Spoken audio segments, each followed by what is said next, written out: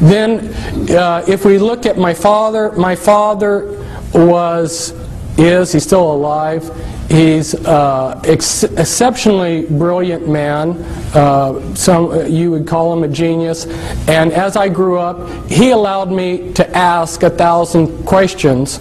You know, I sat there and pestered him the whole day asking him questions, and he would answer them. And he never got tired of that. And he tried to take where he was at in life and his capabilities and help the world. And my mother, she was another brilliant person.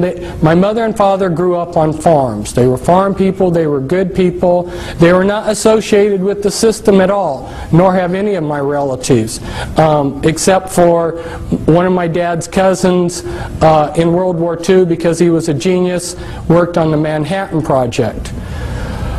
But my father has basically been a technocrat for these people that run the world, and he tried to make a career out of going to third world countries and developing their agriculture. And so I got to see some of the movers and shakers of the world, and I also got to see how the people, as David Adair called them, you know, these bureaucrats, how they treated the technocrats that worked underneath them.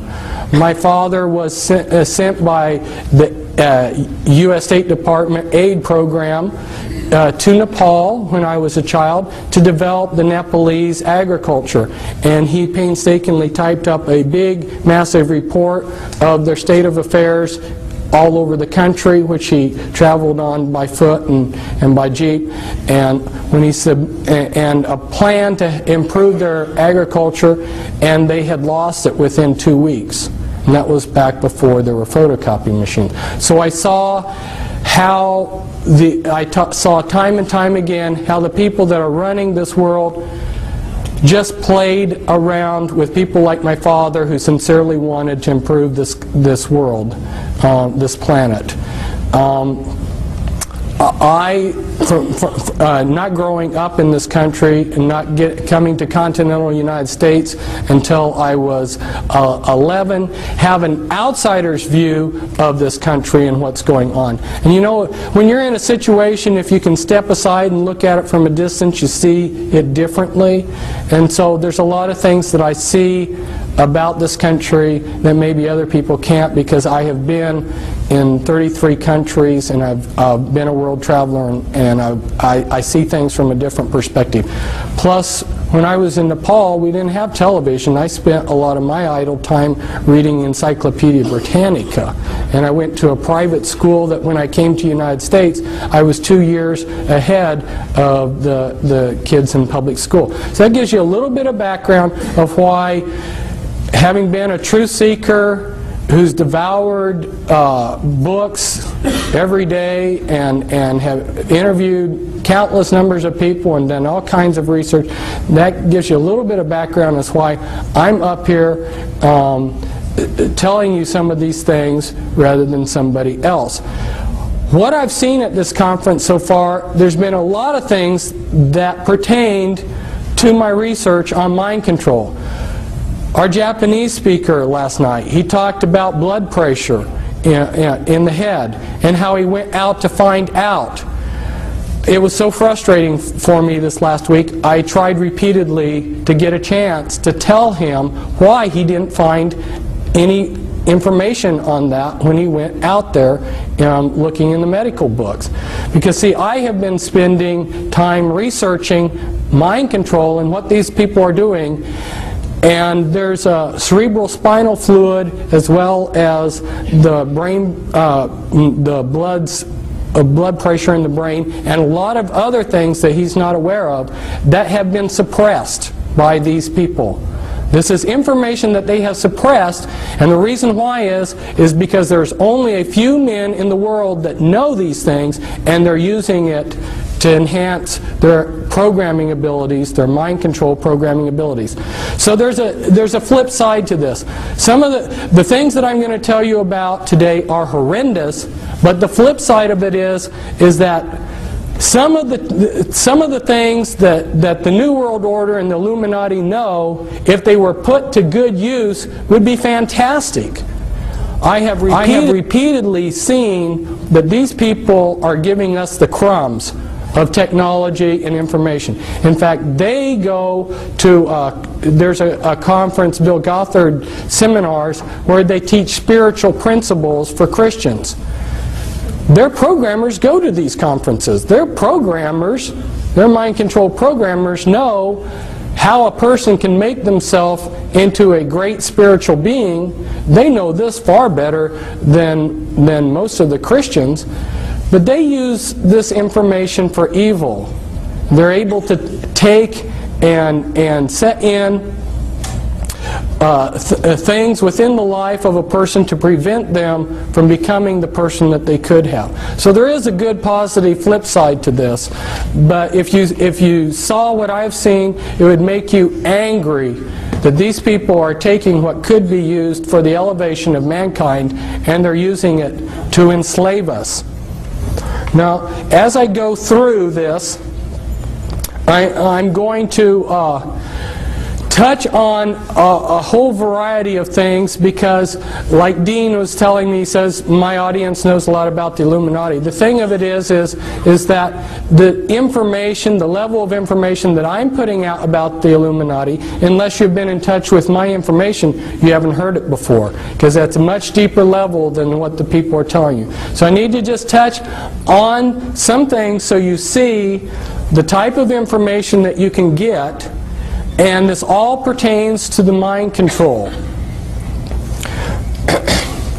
So we're going to run through real quickly here some overheads.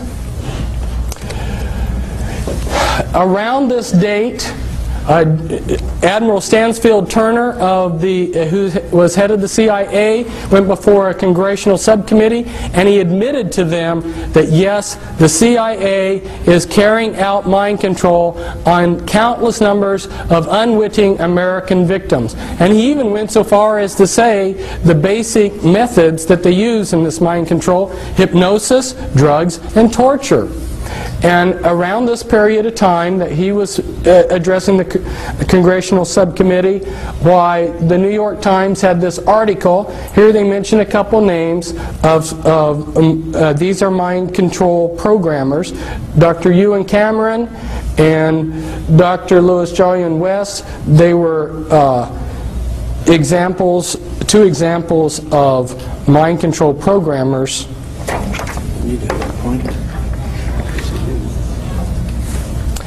If we go back in history, you'll see that our governments are just carrying out methods of control that were written about long ago. Now, those of you who have been associated with the Army realize that they have a lot of pamphlets and books for their people. This was a handbook for chaplains, and inside this handbook for chaplains, they tell all of the religious groups that are recognized by the U.S. military, and one of those groups that's officially recognized is the Church of Satan, so that if you are a satanic priest in the Church of Satan, you are exempt from the draft because you're a clergyman. And Anton LaVey happens to be one of the mind control programmers that I have been exposing, and you'll see a picture of one of his slaves in here. In this book, in this handbook for chaplains, they will tell you that there are 3 degrees within witchcraft, and that is correct. Those first 3 degrees make up the anarchy level of the Illuminati, and then you have a hierarchy level within the Illuminati.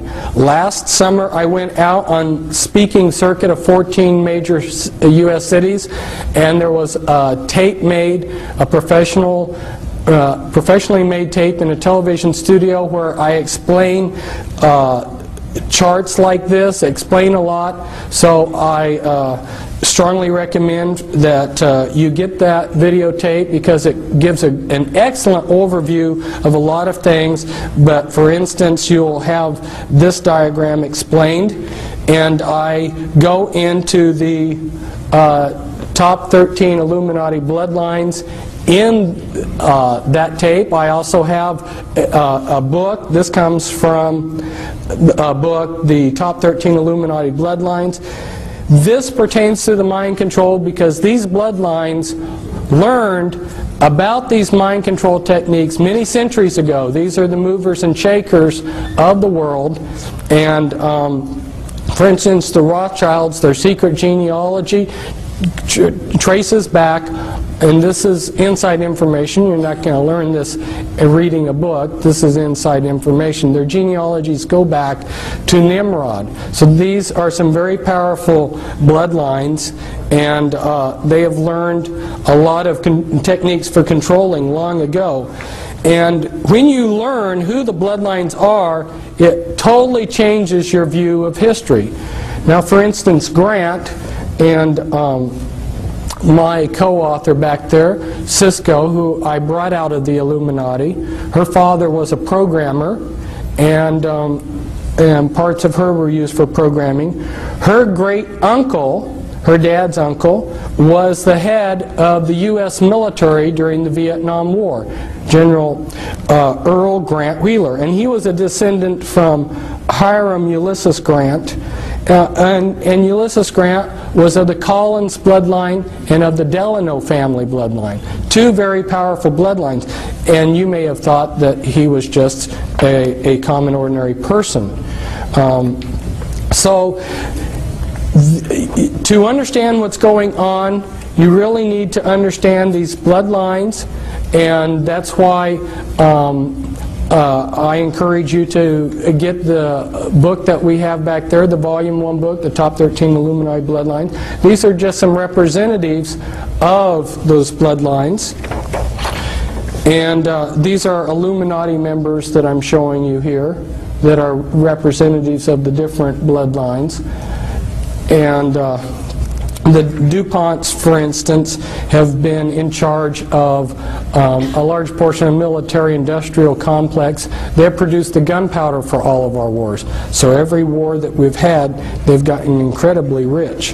They also are into a lot of the chemicals. Every day you use chemicals that came out of DuPont factories. The Freeman family and Gaylord Freeman, head of the Priory of Zion, and this is the Kennedys. Here we see JFK at the Great Pyramid. It seems like a lot of these Illuminati types have made a pilgrimage to the Great Pyramid. And here's Anton LaVey. See if I can get him up a little bit so that the camera can see a little bit. This is Anton LaVey with one of the members of his church, Sammy Davis Jr. Sammy Davis Jr. was part of Rat Pack, which were working with the intelligence agencies and were Satanists. And one of his slaves, James Mansfield, is there kneeling down before Anton LaVey in a satanic ritual. And here was the first presidential model sexual slave that they allowed the public to see. This is Marilyn Monroe. She both James Mansfield and Marilyn Monroe had sexual relations with John F. Kennedy. And here I believe that you can see her switching personalities.